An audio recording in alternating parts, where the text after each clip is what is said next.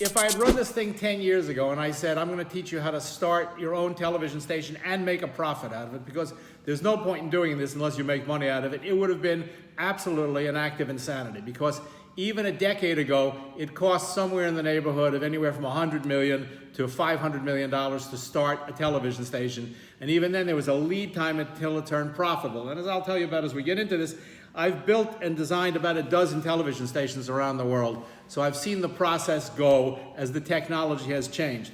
But today, mostly because of iPhones more than anything else, and the internet, it is actually possible for anyone, and very few people have done this yet, which makes this such an interesting moment to do this, but it's entirely possible for anyone to build their own television stations, television station being kind of a euphemism. The days of talking about a broadcast station are pretty much finished because nobody does that anymore. Brett, can we mute everybody, because we got open microphones running around? Yeah. Making it, Yes. Great, thank you. So, but what I'm going to teach you to do in the next 45 minutes, remarkably, is to, if you do it, is to actually give you the nuts and bolts of how to create a television station, such as we call a television station, and make it a profitable business for yourself. And this, you can actually do this, and we've had some example of people who've actually done this, so I'm not too worried about it. When we say television, we don't mean that thing that sits in your living room. That's a kind of an archaic euphemism. The average American, or the average person, I guess, in the rest of the world also, if you read my new book, Don't Watch This, which is available on Amazon, spends an astonishing 8 hours a day watching television. But by television, we mean Netflix, we mean Hulu, we mean broadcast, we mean cable, we mean YouTube, we mean this whole panoply of online video like we're doing now. Online video, whether it's streaming or pre-recorded, it's an abstraction, has become the #1 human activity for most people in Western countries around the world, and there is no reason not to profit off of that. We spend more time watching television or video than we do working, reading, eating, even sleeping. It's our #1 activity. So there's a way to leverage off of that, which is what I'm going to teach you how to do. The media business is inherently different from any other profession or industry in the world, and it has been historically. Every other business, whether it's law or medicine or architecture, is a body of study that goes contiguously, and as new technologies come along, they enhance the ability to perform that job. So if you're an architect and CAD/CAM came along and computers came along, you essentially did the same thing. It's just the technology allowed you to do it better. And if you were a doctor and radial medicine comes along and laser technology comes along, it allows you to do the same thing. In media, it's a very, very different world because technology leads first, and the technology creates an industry. So for example, before Gutenberg, there was no print industry. It didn't exist. And Gutenberg's invention of the printing press unleashed the ability to make books and newspapers and stuff like that. Before Marconi, there was no radio. And so Marconi unleashed this notion of radio and broadcasting. Before, well, it's David Sarnoff actually, or if you're in Britain, John Logie Baird, invented television. There was no industry of television. The technology comes first, and the industry and the business and the revenue comes after that. And if you're smart and you can look at the technology and understand what the technology is going to unleash, you can then create a business that's coherent with the technology and make a fortune. And the history of media is filled with examples of that, even up until television. For example, when I was young, and some of us were young, there was only broadcast television. So when I was a kid, there were 7 channels in the United States, and that was the entire universe of television. And Paul, I guess in England, there was 1 channel, and then there were 2, and then maybe there were 3. But essentially, that was the world of television. If you wanted to work in television, to make a living in television, that's all there was. And then in the 1980s, cable came along. And cable actually came along because people couldn't get broadcast clear channels. So some enterprising people put an antenna on top of a mountain, and they said, now we'll run the cable, the broadcast thing into your home. But the cable could suddenly carry 50, and then 100, and then 200, and then 300 channels. This, for those who could see it, provided a terrific opportunity. So for example, a guy who was the AV department, the AV department, the guys who used to roll the projectors around, he was the AV department at a junior college named John Hendricks, looked at this cable capacity and said, I'm going to start a documentary channel That channel is called Discovery. For those of you in America or Europe who are familiar with it, this guy started from nothing, but he saw the empty space to be filled. Today, John Herrick's has a net worth of $800 million. So the trick is to look at the technology and understand the potential that gets afforded by this thing. Ted Turner, who you're all familiar with, he bought a really crappy broadcast UHF channel in Atlanta, Georgia that had about 4 people watching it, but he understood the potential that the combination of empty cable space and satellites had. So there were empty satellite transponders orbiting around the Earth, put up by the Americans, like usual. So he leased the space on the transponders, put up his terrible local television station in Atlanta, put it back down over the rest of the country, and suddenly had content for every cable channel in America that had empty space and was looking for it, and Ted Turner's worth about $3 or $4 billion today. That's what we're going to do now. The great game changer here, cable is finished, the printing press has already been invented, there's already radio. The great game changer here is 2 things. One is the smartphone. Everybody here's got a smartphone, right? You all got smartphones? Right. Tanisha, as you already know, having done the boot camp with Spectrum, who we love, right? You can use your smartphone to make broadcast quality television by yourself. Isn't that right, Tanisha? Correct, because that's what you do, right? So when we went to Spectrum, which is, as you know, Spectrum is this huge operation. We'll talk about the deal with Spectrum shortly. We took all the Spectrum stations, like where Tanisha works, and we put all the people through the boot camp. You did the 5-day boot camp, right, Tanisha? And we taught them to shoot and cut. And today, every Spectrum station, about 700 Spectrum reporters across the country now, every one of them uses nothing but an iPhone to shoot and edit and produce all the pieces that they have. Which means if they can do it, nothing personal, Tanisha, you can do it also, right? Anybody, what you have in your iPhone or your smartphone, I prefer iPhones, what you have in your iPhone is the equivalent of what would have cost you an astonishing $10 million to buy a decade ago. That is, you have a 4K broadcast quality camera that's 4 times high def. You have editing software, you have music, you have graphics, you have everything you need to make broadcast quality television by yourself. So you no longer need cameraman, soundman, producer, editor, reporter, all that junk that used to come with the thing. And nothing personal, if Tanisha can do it for Spectrum, although she gets paid for it, which is nice, you can do it for yourself to create your own channel. We'll talk about what kind of channel you should do in a minute. There's a fantastic opportunity, and like everything else in the media world, simply unleashed because the technology is there. And the technology wasn't there 5 years ago. The technology is in your hands now, but most people have no idea what to do with it. That's what we're going to talk about what to do. So one half of the revolution here is the advent of suddenly putting $10 million worth of broadcast quality equipment in your hands right now. The other half is the internet, which we all know about the internet. It's quite a remarkable thing. What the internet does is it allows you to put your content into 3.5 billion homes every day for free. That is astonishing. That is unbelievable. In the media business, we talk about barrier to entry. And in the broadcast world, the barrier to entry used to be, when it was broadcast through the air, like the BBC did or NBC did, the broadcast was an FCC license. You couldn't get on the air, you couldn't get your product into people's homes without an FCC license, right? And then when cable came along, they bypassed the license, and then you had to own the cable. And that's what these big cable companies like Spectrum do. They put the cable, they invested hundreds of millions, if not billions of dollars, to lay cable on, connect all these homes. Or in Britain, you had the squarial, right, for a while, or the aerial, or the satellite and Sky. The question was, how'd you get the content into people's homes? Because if nobody watches, it doesn't mean anything. The internet now allows you to bypass cable, allows you to bypass satellites, it allows you to bypass broadcast. The internet means that you can get your content into 3.5 billion homes around the world every single day for free. That is astonishing. That is incredible. That is revolutionary. So you have all the tools you need between the phone, which allows you to make all the content, and the internet, which allows you to put the stuff into people's homes to build your own television station. And that is fantastic. Now the question is, what do you do with that? How do you take that piece of information and turn that into revenue, right? That would be the intelligent thing to do here, right? So the way not to do that is to put your stuff on YouTube. That is a stupid thing to do. Because YouTube makes money for who? It makes money for Google, who owns YouTube, right? And those guys have billions. They have like fleets of private Boeing 777s. You don't have Boeing 777s, right? How many people put stuff here on YouTube? You post on YouTube all the time, right? Idiotic.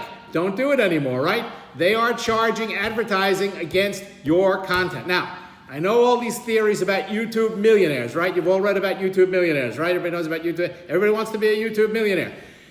YouTube, which is now, 12 years old. Do you know how many YouTube millionaires there have been in the 12 years YouTube has been up? And guess? 31 in 12 years. 1.9 billion people on YouTube, 31 millionaires over the last 12 years.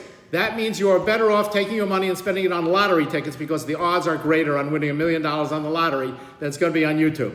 The other place you're getting screwed all the time is Facebook. Everybody on Facebook, right? All the time, right?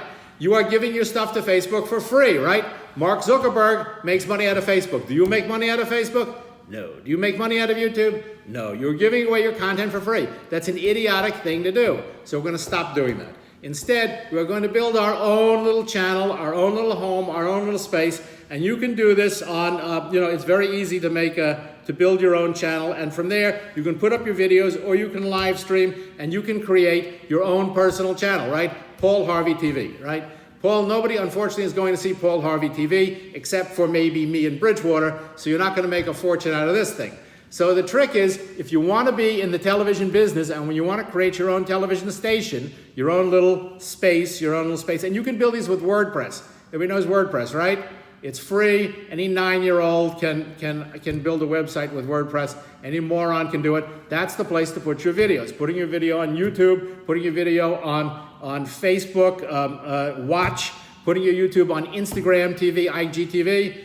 Totally idiotic, stupid waste of time. You're giving stuff away to other people. There's no point in doing it. But you can create your own little channel of whatever the channel is. So the question is, what should the channel be? Here's the real secret to success here. You can write this down if you want. There's a direct correlation between the size and the scope of any media footprint and the content that's offered. I know you don't understand what I mean, but I'm explaining that to you right now. In the very early days of broadcast television, there were only 3 television networks in America, for example, NBC, ABC, CBS. In Britain, there was BBC and later ITV.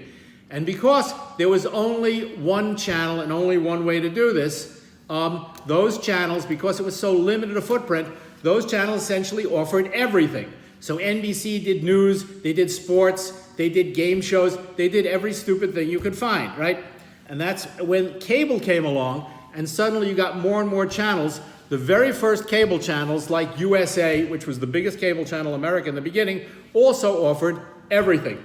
When I was young, a long time ago, I had a contract with Christian Science Monitor, with the Christian Science Monitor, which you may be familiar with, and I was a journalist for Christian Science Monitor with my little camera, and I made pieces for it. Christian Science Monitor had a nightly news show on the Discovery Channel, every night for an hour with John Hart. Because even in those days, Discovery believed they should offer all things. Sports, weather, news, just because they mimicked the broadcast channels. But over time, the cable channels came to understand that they had to specialize. So if you look at cable in the University of Cable, it became the Food Network, the Travel Channel, ESPN for sports. They began to diversify. As the footprint gets larger, you have to diversify. You have to get more and more niche-oriented to attract an audience. So if you're going to start your own cable, your own broadcast channel, which I urge you to do, your own TV channel online, you don't want to have, first you don't want to do news. Forget about news. Nobody's interested. It's terrible. And a lot of people do this and they do, I'm going to do hyper-local news. I'm going to do local news stories. That is an idiotic thing to do. Do not do that because it's too competitive. The thing to do is to go to a very small niche, and the smaller the niche, the better. So for example, Anton, as weird as it sounds, you have this thing with used typewriters, right? Yes, and there's a whole cult of used typewriter people, right? But there is nobody who has there is no used typewriter channel that you can think of, right? You go on, no. So off the top of your head, Anton, how many people in the world do you think have an interest in used typewriters? 100,000? 1 million?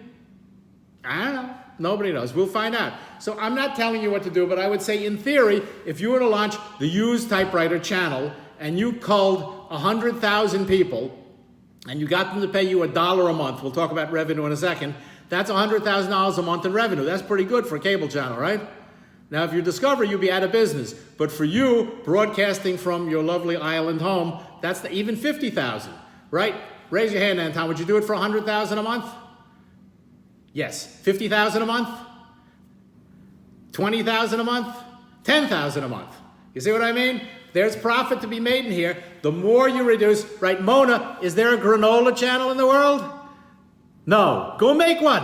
How many people love granola? They buy it. Mona's granola, definitely go buy it. How many people love your granola, right? Bridgewater, you do airplanes, right?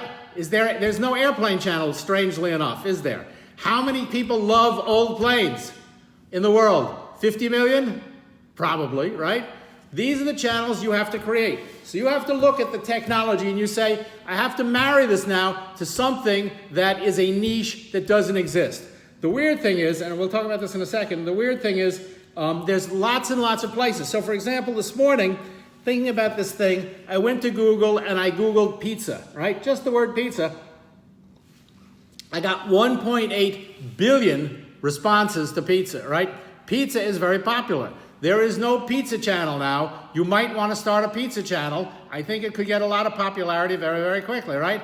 Then ironically, because I want to show you a video in a second, I want to show you another video, I Googled barbecue. Pizza got 1.8 billion.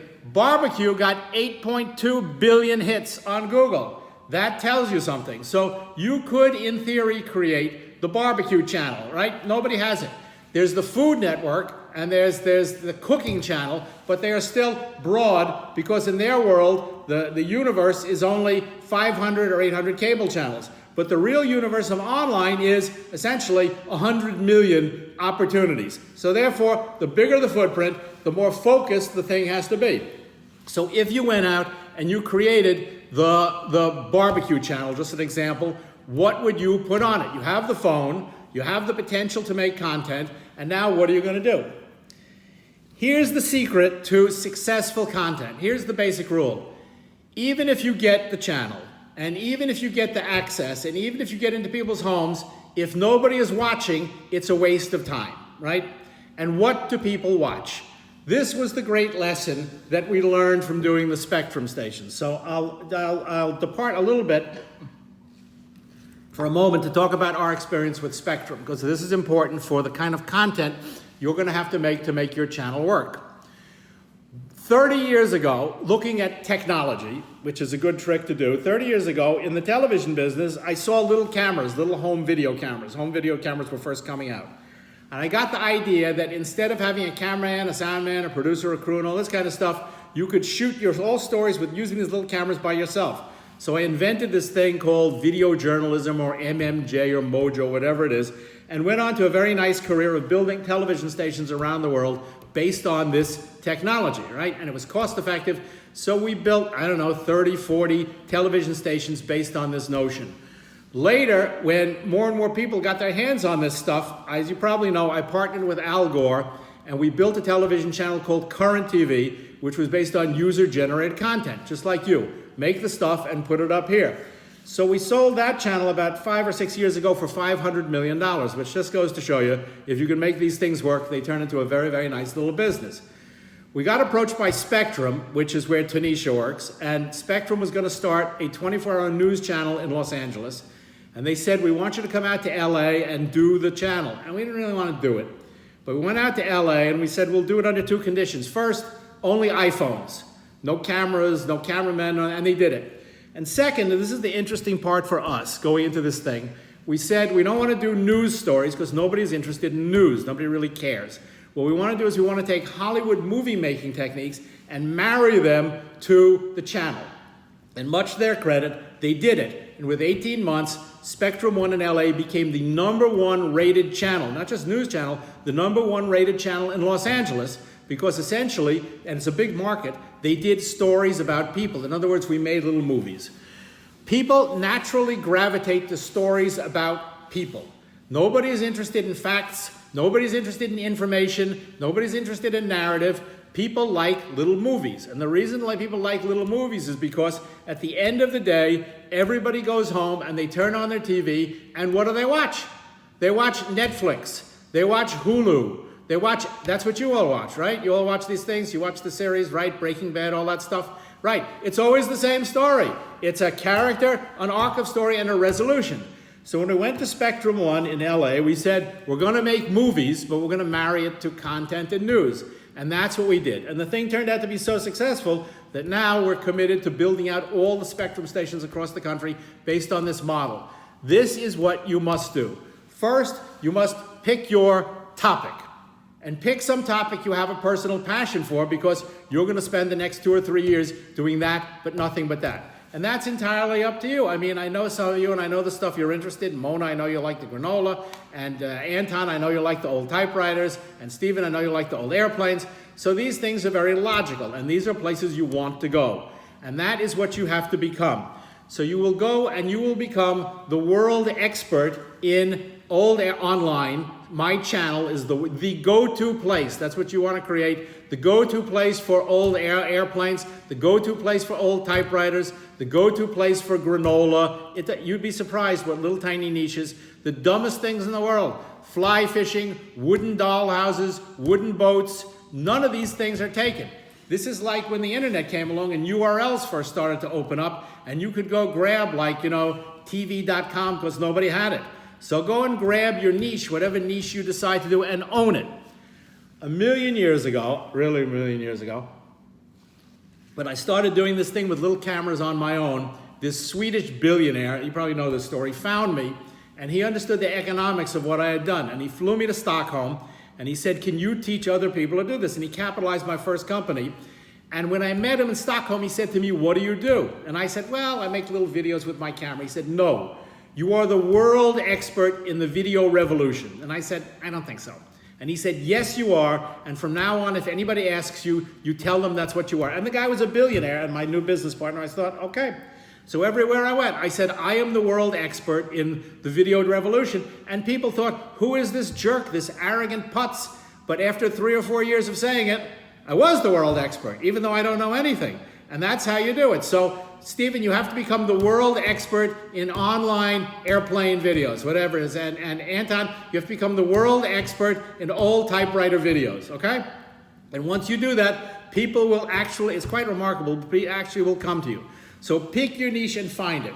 And then once you found your niche, now you have to start creating the videos, because that's what people want to watch.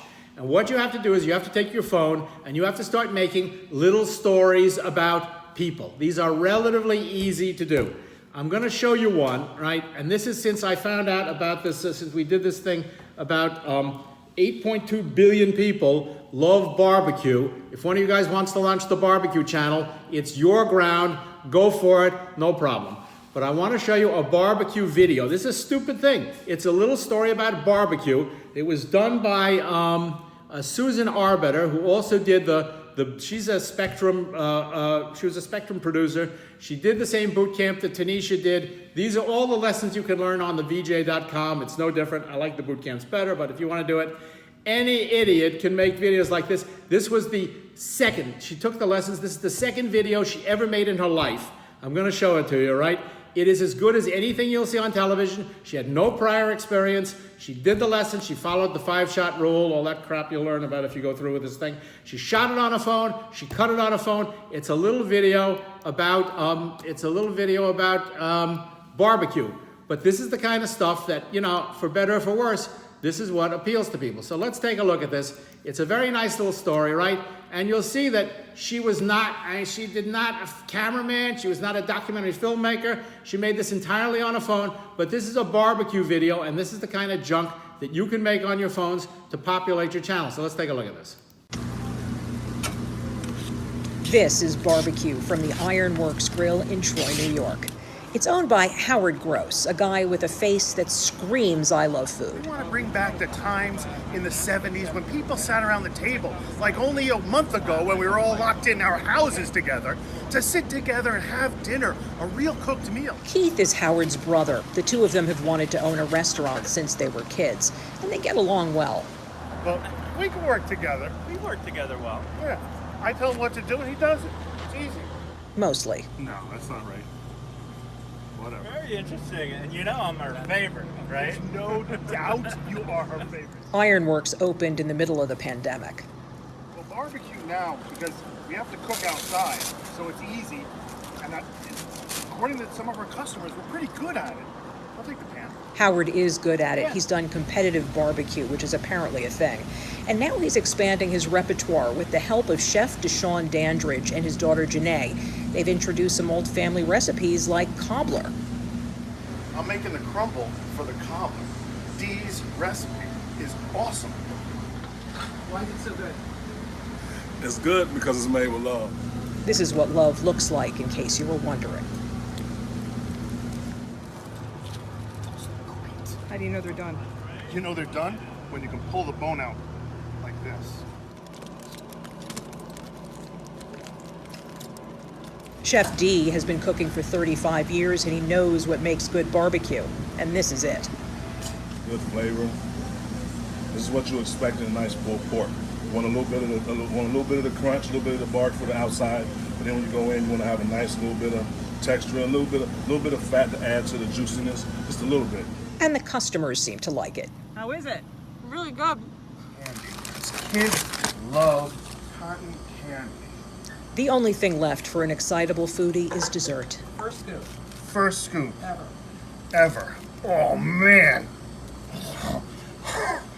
Couldn't. That's a pretty generous scoop.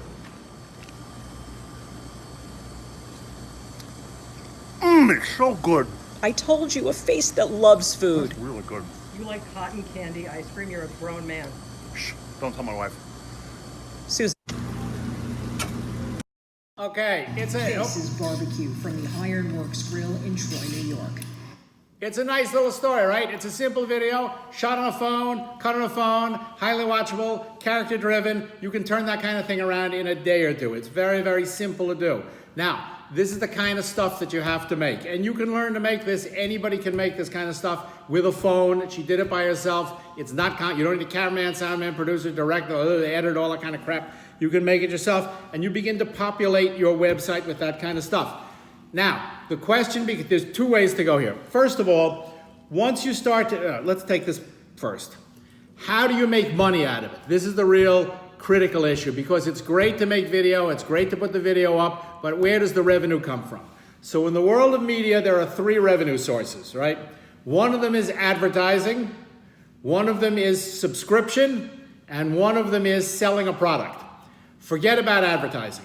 Advertising is death. You are never going to be able to sell enough ads, mostly because most online business, even the online newspapers are going out of business because YouTube and Facebook suck down, and Google suck down 85% of online advertising. So that is dead. You can forget about that. Second is the subscription model. Very, very difficult. Possible, and in some places where people are really, deeply dedicated, like Stephen, maybe you could run a subscription model because you have a very core group. You're already an editor for a magazine, right? So there's people do pay for that. The third way to make money out of this thing is to sell stuff that is part and related to the thing that you're selling. Like Mona has her granola, like Anton has his things. Sell a product that goes along with it. If you have a product already, this makes it very easy. If you don't have a product, what you can do is you can marry up with somebody who does have a product. So for example, if you open the fly fishing channel and that's your love, you can make deals with people who make all the I don't know what they have, reels and rods and flies and God knows what other kind of crap they have. And there are manufacturers all over the world that make these things. And you can create on your website, click and buy, just like Amazon does. So if you're watching the video, you can then click on the product and do a purchase through these people, and you can take 10 or 15% as a commission, which I'm sure the manufacturer would be happy to do. So the first thing is to figure out your niche, and the second thing then is to find a revenue source. Advertising, death. Subscription, very unlikely. On the other hand, selling junk is a fantastic way to create revenue. So I'm going to show you another video. This is from another person who took the boot camp. This is a woman named Katie Solt. She also shot this on a phone, cut it on a phone. It's a profile of a husband and wife team who opened a fitness studio, and they took the whole thing online. Particularly in the era of COVID, this is really popular. They just do exercises or whatever kind of crap they do online, and they have, 10,000, 20,000 people, not a big number that follows them. but where they make revenue not out of the content, which they give away for free content everyone is used to. They make the revenue, and they're making hundreds of thousands of dollars out of t-shirts and hats and crap like that. So two purposes in showing this. One, this is another example of content that you can make with a phone, and the other is, buried in this story, is a great lesson about a revenue source. So let's take a look at this. This doesn't run that long. Also, a product of the boot camp. She learned how to do it. You can make it. I think this is the first piece she ever made in video also. You can do the same thing. Easy to do, but watch the piece. Very interesting lesson here about revenue sources. Now let's add that push-up in. 7 days a week, you'll find Sydney Cummings pushing herself hard during her daily workouts. 2, 1, and rest. Good job. But she isn't working out alone. She has more than 500,000 people watching her. Sydney and her fiance, Dustin, started a YouTube channel about 2 years ago that gives people free workouts every single day. And Sydney has people joining her for her workouts from around the world. In the last 28 days, there's been 6.5 million views and over almost 2 million hours viewed. It goes the United States, and then the UK is next, Canada, India, Italy, Germany, Australia, Saudi Arabia. Here in Charlotte, Brooke Jordan tunes in daily for Sydney's workouts. She was forced to find alternatives after both of her gyms closed in March because of coronavirus. And I had a friend tell me about Sydney's workouts, so I figured I'd give them a try. And I've been doing them ever since. You like them? I do. They're very helpful. It's very easy. While Brooke continues to work out at home, Sydney and Dustin stay busy at the studio, packaging and selling piles of merchandise. And eventually people started asking, like, hey, can we have a t-shirt to represent your channel? And we're like, yeah, sure. And then it just kept branching out to more and more products that people were asking for. So our demand has grown truly and genuinely from the requests of the community. The majority of our items tend to sell out. The longest one we've had so far is about 4 hours, but typically things sell out in anywhere from 24 minutes to under an hour. And once they leave the studio, they still have hours of work left to do at their home office. Dustin edits the videos, and Sydney fine-tunes and tweaks the workouts for the next day. A lot of what we catered in the first month, and I would say leading after that, was bodyweight options. We already have almost 200 on the channel, but new ones that, if they are weighted, here's also an option for you to have a non-weighted movement. She also checks in with her Sydney Squad, a group of people around the world looking for a little bit of accountability. This is kind of like my digital way to cultivate community. You've made it so you're cool down. Back in her apartment, Brooke is cooling down and ready to take on the rest of her day. You know, at the beginning of the pandemic, I didn't really know what I was going to do in terms of, an exercise routine, but once I found these videos, it's certainly given me a sense of normalcy, and now I have something to look forward to during the day. Normalcy and a new type of routine from the comfort of her living room. In Charlotte, Katie Solt, Spectrum News 1. Okay, so 2 lessons there. One is, you see the quality of the video. Shot on an iPhone, cut on an iPhone by somebody who had really never done this before. It's very watchable and easy to do and easy to turn around in a day. The other thing is the story itself. This couple, whatever their names are, and her fiance, they give out the content for free. They have home exercise, not the most demanding thing in the world, but they make their revenue on the t-shirts and the hats and the books and the backpack and everything else.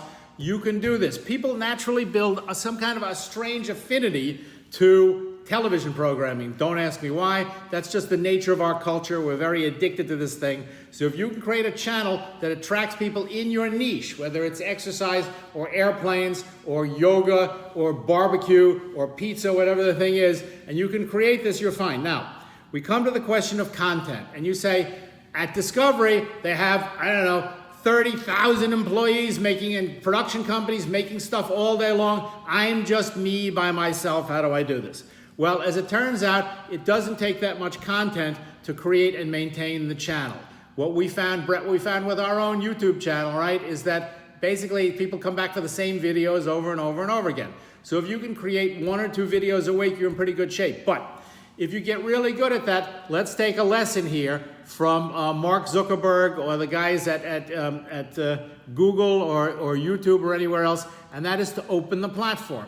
And that is, once you own the platform, once you own Pizza Time or Barbecue Time or the Airplane channel or the Used Typewriter channel. Once you own it, then you can feel free to open it to other people to contribute. This is the architecture of content in the world of the internet as opposed to the architecture of content in the world of broadcast. So let me show you what I mean by that, right? I put a little tiny graphic here, but I'll show it to you anyway. It's not the best thing in the world. I do these myself. So if we look at this graphic, this is how conventional media works. People make stuff up here, like employees of the New York Times make stuff, and then it's put out on a broadcast or a newspaper or radio, and then people down here watch it, and then that becomes the content, and that's where content comes from. In the world of conventional media, this is how content is done all the time. The internet is inherently different. Let's take a look at a little graphic of how the internet works, right? On the internet, you open the platform. Once you own the platform, the trick is to own the platform first, create the platform and own it, then you open it. So in any online platform, up here is, for example, eBay. Here's all the people in the world who put junk into eBay, and they do it with their own, gladness of heart. Or JDate, or Airbnb, or TripAdvisor, or Facebook. This is what you're putting stuff into. And down here, here's all the people who use the thing. And all day long, the internet makes these connections, and you as the business, you put yourself here. So if you want to open the pizza channel, for example, you create the channel, you own the channel, you make your own videos, but then you open it up to anyone in the world who wants to put up their pizza videos. People are dumb, because we all do it on Facebook every day, right? We all do it on you. We are dumb as everybody else. So Anton, go make the Used Typewriter channel and invite people to submit their own stuff. They'll do it. It's quite shocking. They'll do it remarkably. You'll bring in more people, you'll have more content, and then you can go sell your t-shirts or whatever, or you can sell my screen prints of the typewriter, which I think is, why not? We'll split the thing 50-50. So that's the nature of the architecture of how you make money out of the channel. You don't make money out of the channel by selling advertising. That is inherently crazy. And you don't make money out of the channel by charging subscriptions. That is a very, very hard road to hoe. And if you don't have a thing that you have a particularly passion for, if you don't have a thing with used typewriters, or you're in the granola business like Mona is, or whatever business you're in, whatever you want to sell, if you don't want to make the t-shirts, then the thing is to go out and find yourself a partner that has stuff that they want to sell and do a deal with them. In my own opinion, 50-50 is always the best, and nobody feels like they're getting screwed. You sell their stuff, you promote it, whatever you sell online, you take a percentage of, they do the thing. That is the way to do this, and that is the way to monetize the channel. But the channel is remarkably easy to do. So, that's a lot. Did everybody get a lot out of this so far? Yes? Okay. So, all right, you get the concept? This is easy to do. As I said before, I'm going to just wrap this up, and then we'll open up the remaining time for Q&A. We go as long as you want, because I got nothing else to do today. I'm happy to answer all your questions, right? In my own experience, because I tell you from my own experience, I have built, 15, 20 television channels around the world, and each time the technology changed, we build the channel slightly differently. But the thing is always the same. It's like a bottomless pit for media content, because we live in a society that basically lives in front of a screen. People spend 8 hours a day staring at screens, and they eat content. They consume content like crazy. So the business to be, did you know the world television business is worth just television is $1.72 trillion. It is bigger than the global petroleum business. You think, I should own an oil well. You have an oil well right now with your iPhone. All you gotta do is pay attention and put it together and architect one of these things. So this is relatively easy to do. We've built these things all over the world, and every time the most successful ones we had are the ones that take the newest technology and get ahead of the curve and build something based on what the technology offers. But it's always about offering content, because, content is a weird thing. If you make shoes, you have shoes. You see the shoes. If you're in the food business, you have sandwiches. Content, it's amorphous. It doesn't really exist, but this is what we consume. Probably in the end, it's destruction of the Western world, but this is our number one thing that we consume, even more than granola, Mona. We consume content 24 hours, that we eat content. I don't know why we eat content, but we eat content, particularly video content. 85% of the content that's online now is video. That's just the society that we're in. So you have all the tools that you need to make a video. You can become a video, it's like growing rice or growing corn or raising chickens. You can grow and raise content and sell it. All the pieces are here. All you have to do now is put it together.